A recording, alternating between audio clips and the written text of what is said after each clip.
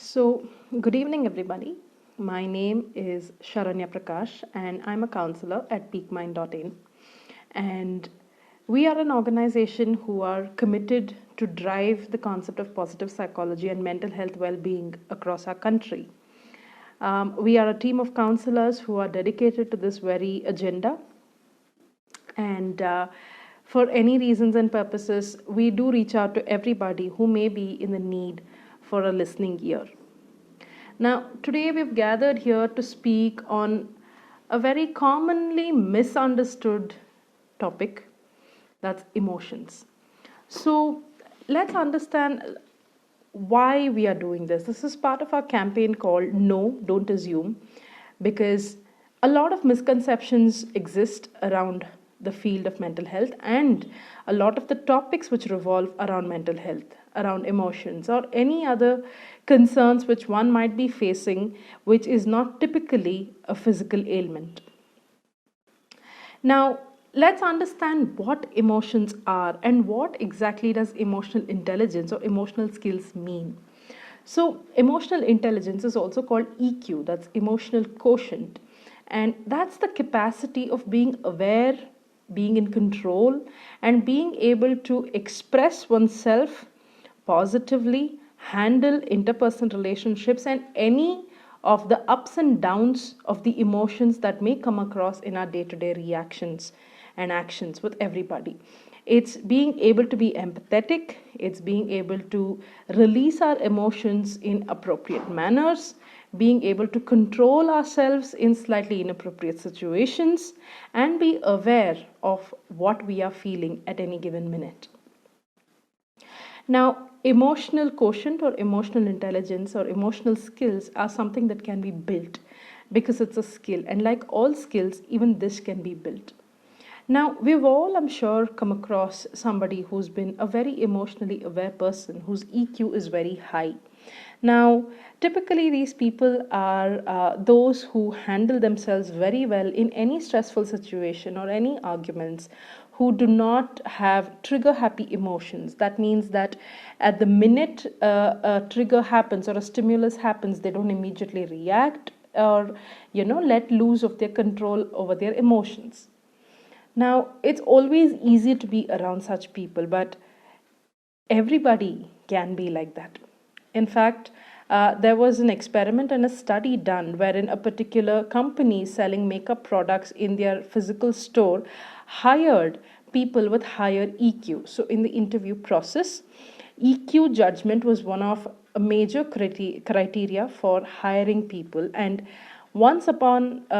after hiring such individuals, they checked the sales of, I think, about 6 months' time, and the sales was higher by $91,000 as versus just hiring on normal criteria like before.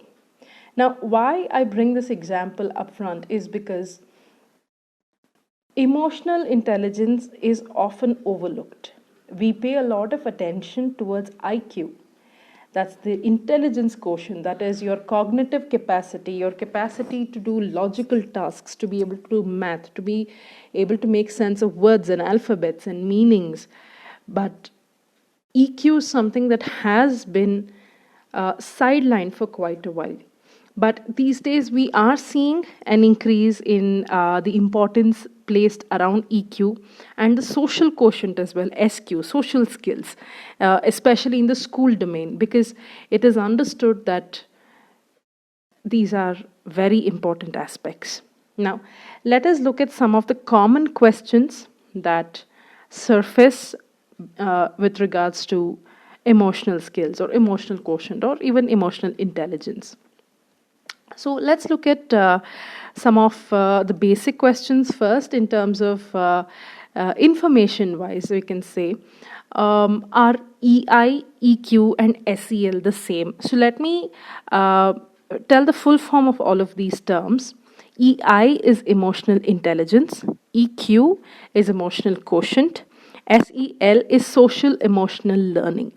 Now, EI and EQ are the same, that is emotional intelligence, being aware, and emotional quotient. As to it's a measurable aspect. When we say when we use the word quotient, we often mean measurable aspect. So, EI and EQ are often interchangeable and most often mean the same. Whereas SEL is social emotional intelligence. Now, this is very commonly used and seen in school setups, in educational setups, especially with children. Uh, it is about learning anything, the basic academia and the day to day rituals of a child.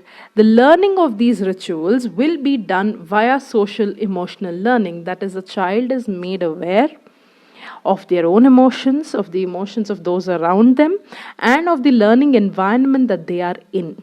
By making them more aware, it's been shown to be helpful to these children to be able to control themselves, to be able to regulate their emotions better, and also learn better because they are able to regulate and manage their emotions, so less of distractions on the inside. So, SEL is different from EI, of course, from emotional intelligence. Social emotional intelligence is a little different, but it does function on the same parameters as emotional awareness. Another question that I found very commonly asked was, what is the difference between emotional skills and soft skills? Now, to answer this question, we need to understand what are soft skills. So, soft skills basically refer to a group of personal qualities which make you either a good student or aid you in becoming a better professional in your career.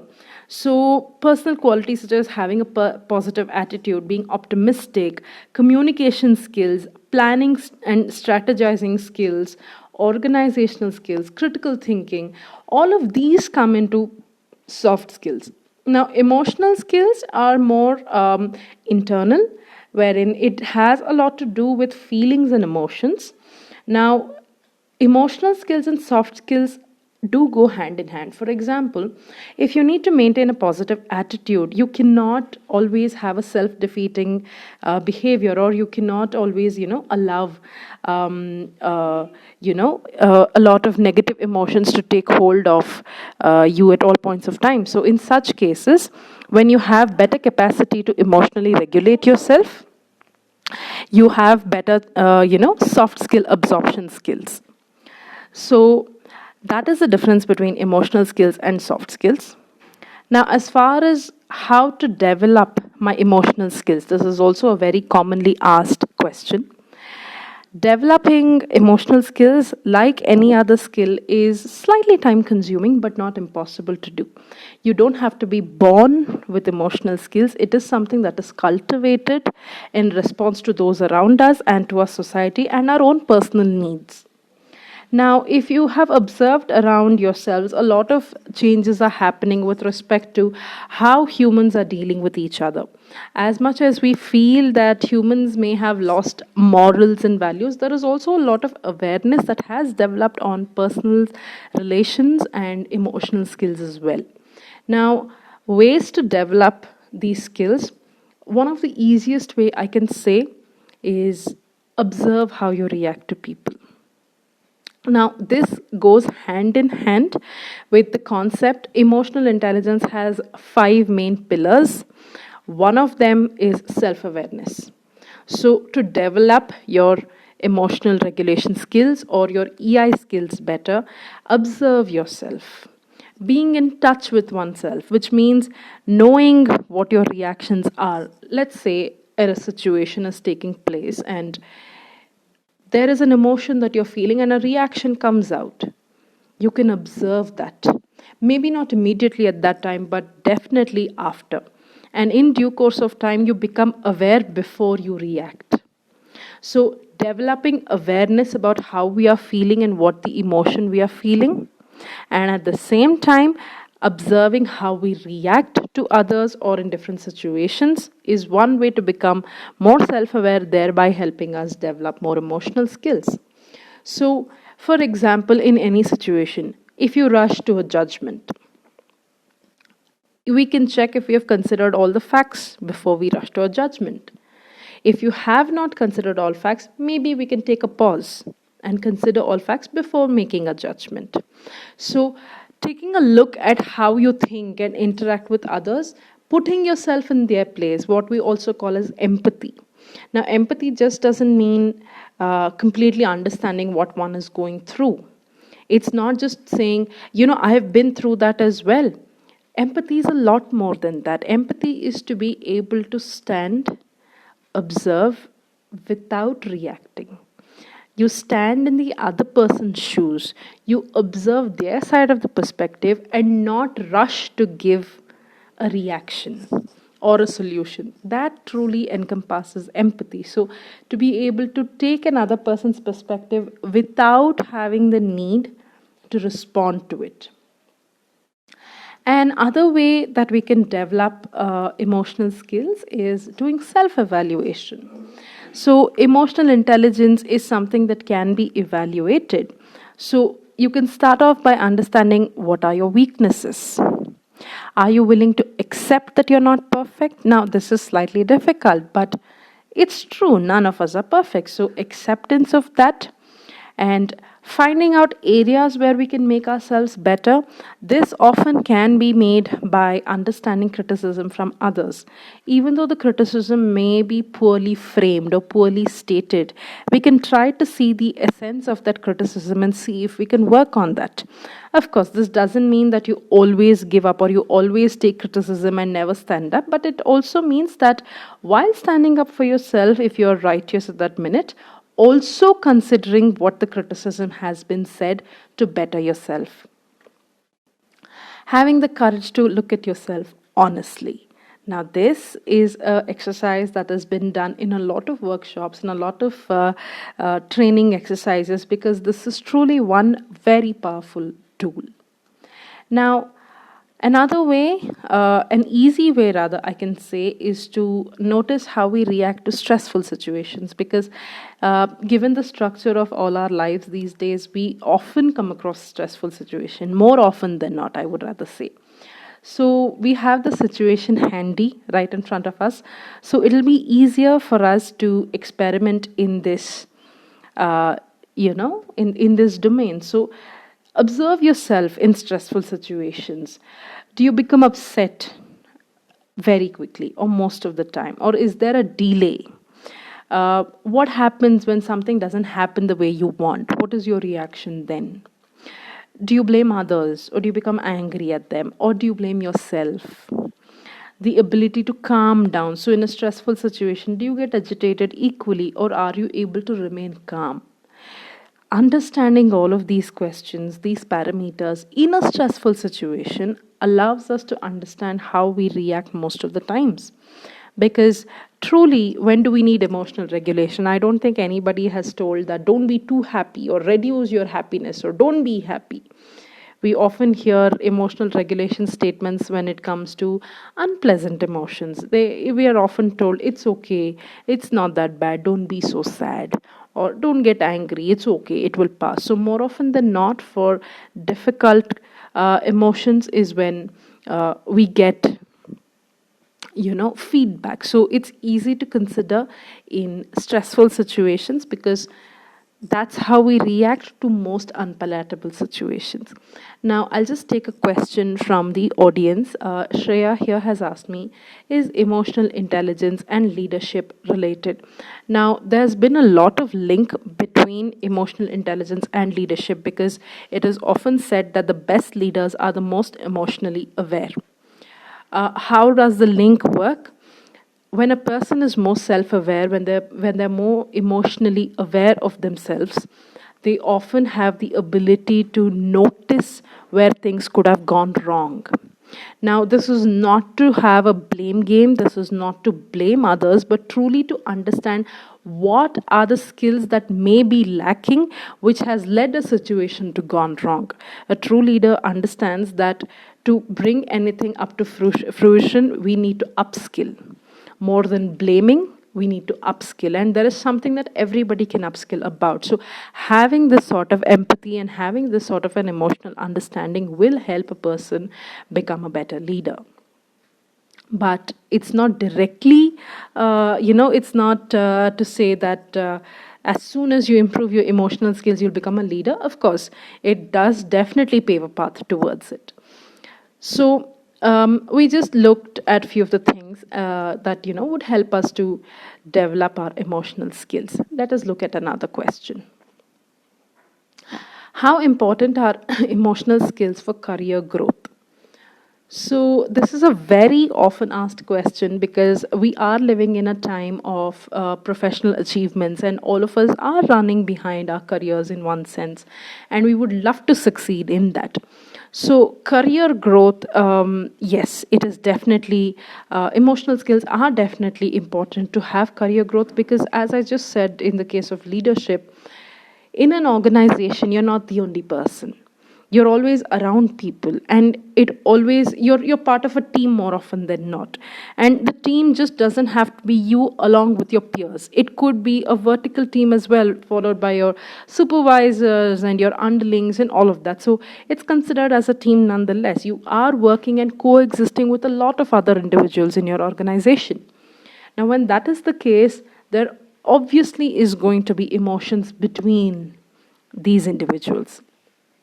So, when such being the case, being and having the ability to emotionally regulate, understand yourself, keep yourself motivated to perceive and pursue further despite any demotivators, all of this contribute to career growth. Now let me further explain my point here. As I said a little while earlier, emotional skills has 5 main pillars. One of it is self-awareness. The other one is self-regulation or emotional regulation, wherein you're able to regulate how you feel, or you're able to express your emotions in a more what can I say, in a more amicable way or in a more productive way.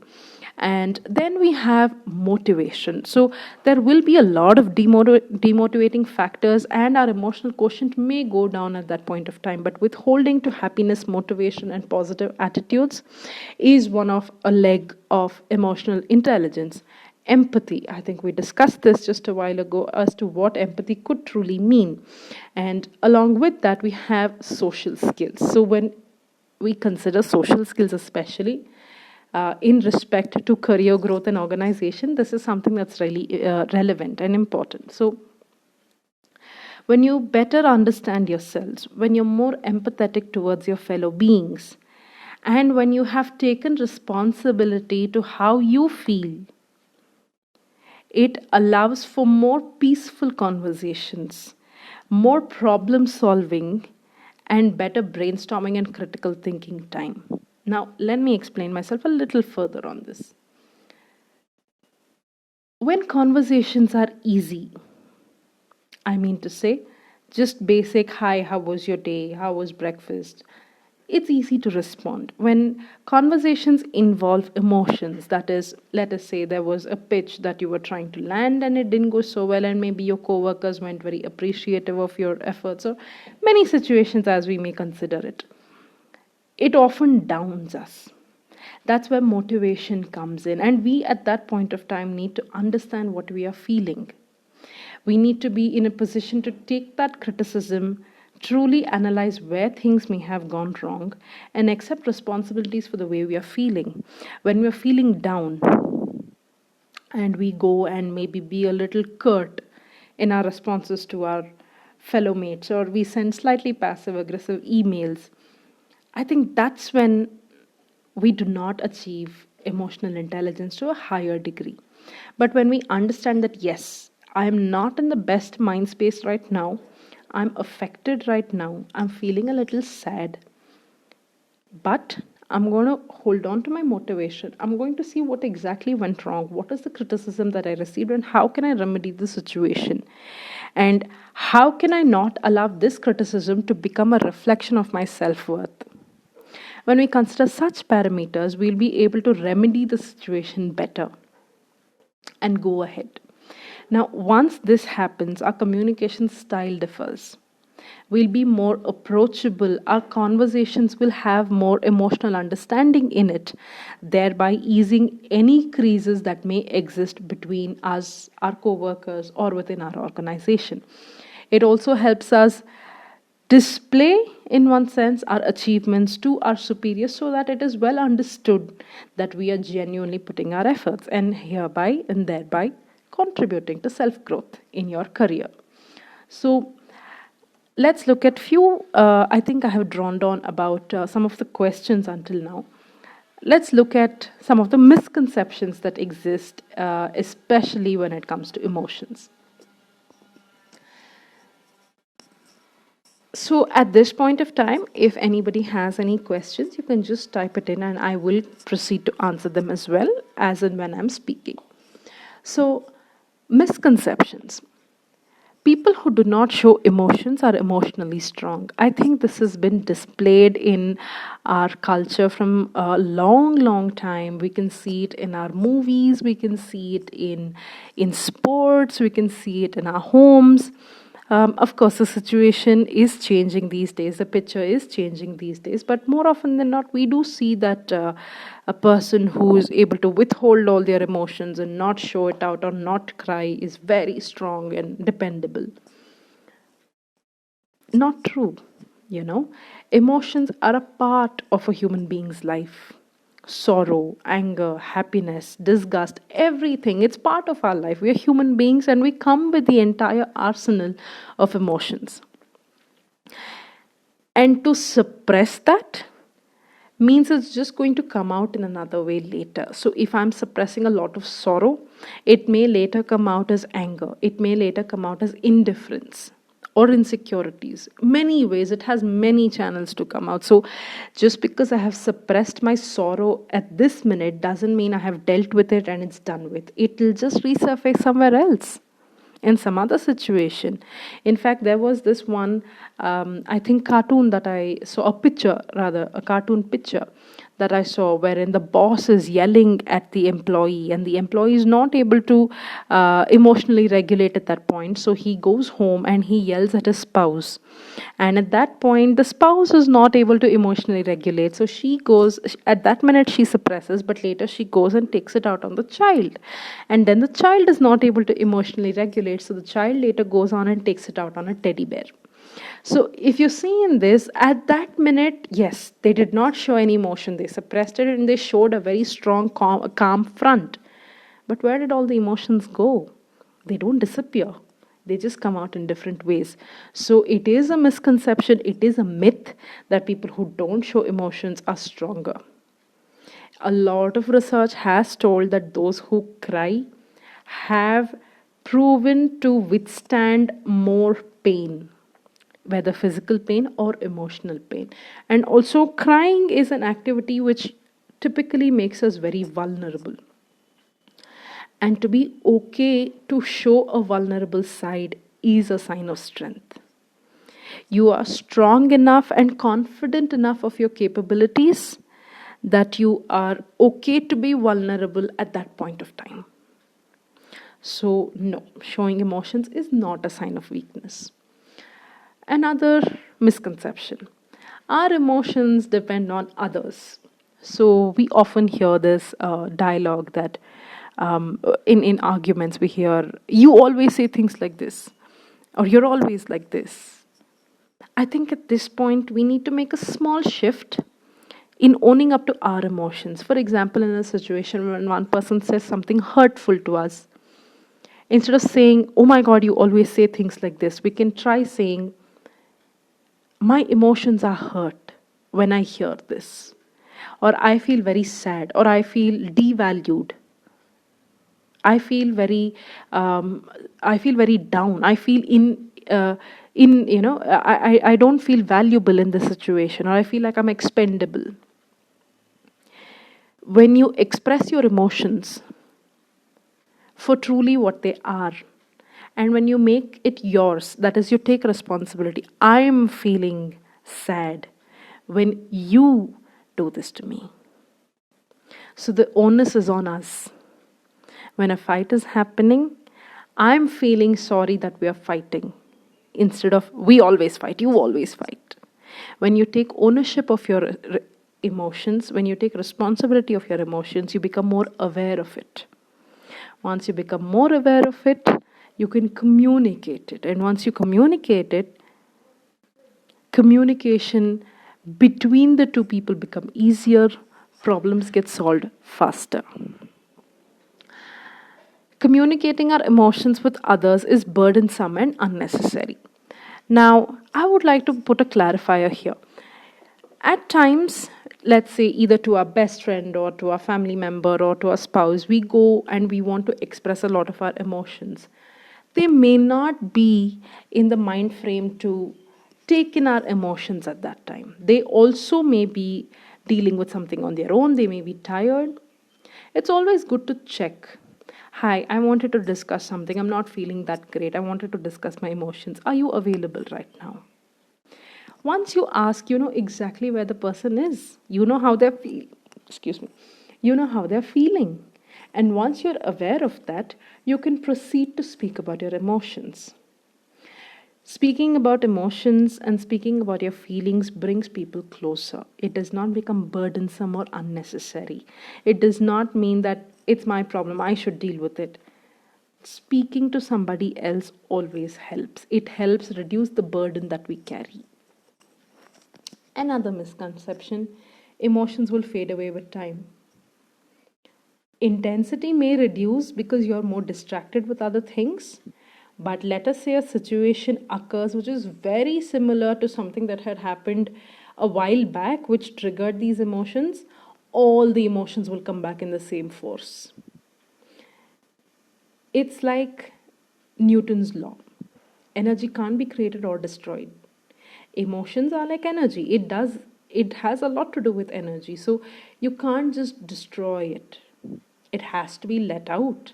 If it is just kept in, with time it will just be dormant, but given the right triggers, it will come back in full force. It's not going anywhere. So time does not fade emotions. It just may subdue it, but given the right opportunity, they're back. We should be happy all the time. There's a term for this. It's called toxic positivity. Like how there is toxic negativity, there is also toxic positivity. Being happy all the time, not allowing sad feelings to enter, not dealing with sorrow, not being able to cry, and the minute somebody starts crying, rushing to them and say, "Stop crying, it's all going to be okay, it's all going to be okay." It's toxic positivity, and it's not possible for somebody to be happy all the time. Situations occur which will cause you to be angry, cause you to be sad, cause you to be tired, disgusted, horrified, scared. So many emotions are there. So, how can we expect to just feel one emotion all the time? It's not possible. Emotions are gender based. So, this is gender stereotyping, which is the root of this misconception. We assume that a lot of times women are more emotional than men. Which is not entirely true. The base of this has a lot to do with structural patriarchy, wherein it's toxic and it's assumed that men are not supposed to show feelings and just deal with it on their own because they're men. And hence, we are conditioned to think that way, and therefore, men are more prone to suppressing their feelings. These days, at least a while back, I remember that a lot of women also try to suppress their emotion to feel more or to portray that they are stronger. Both of it is harmful. And gender regardless. If it's a human being, if it's an animal, animals take out their emotions, they display, they do not withhold, they do not subdue. Humans do. Regardless of gender, regardless of class, caste, whatever, if you're a human being and you will obviously have emotions, then it's going to be there in every human being, regardless of gender. Whether you subdue it, whether you let it out, that's the difference. And subduing, not really healthy. Negative feelings are bad, definitely not. Again, this links to the toxic positivity that I just spoke of. Negative feelings are healthy because it makes us aware that yes, there's something wrong, there's something happening which I'm not okay with. So, no, negative feelings are definitely not bad. Anger is not bad, it is necessary for our survival. When our body responds to negative feelings, something is wrong with us. So, typically, what happens when we are feeling very sad or when we are feeling very angry, we see sometimes that blood rushes everywhere. Those with BP do see fluctuations in their BP.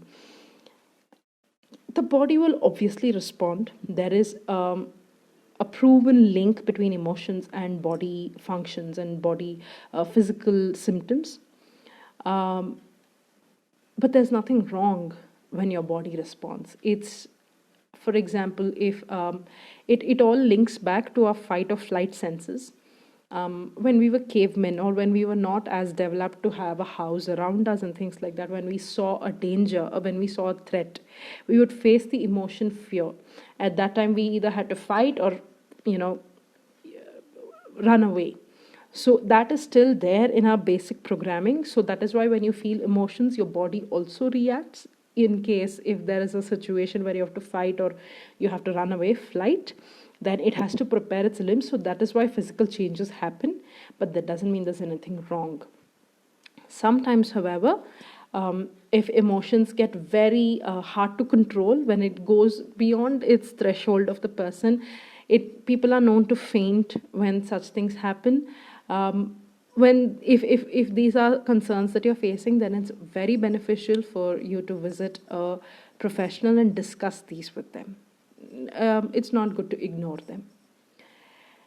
Numbing emotions will help us deal with issues at hand. Most definitely not. As I said a while before, you're just subduing it, it'll find another way to come out.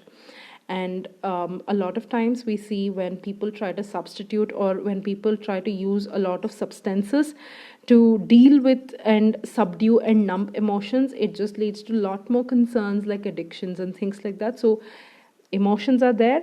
We need to, be aware of it. We need to express it in the right way, and we need to deal with it.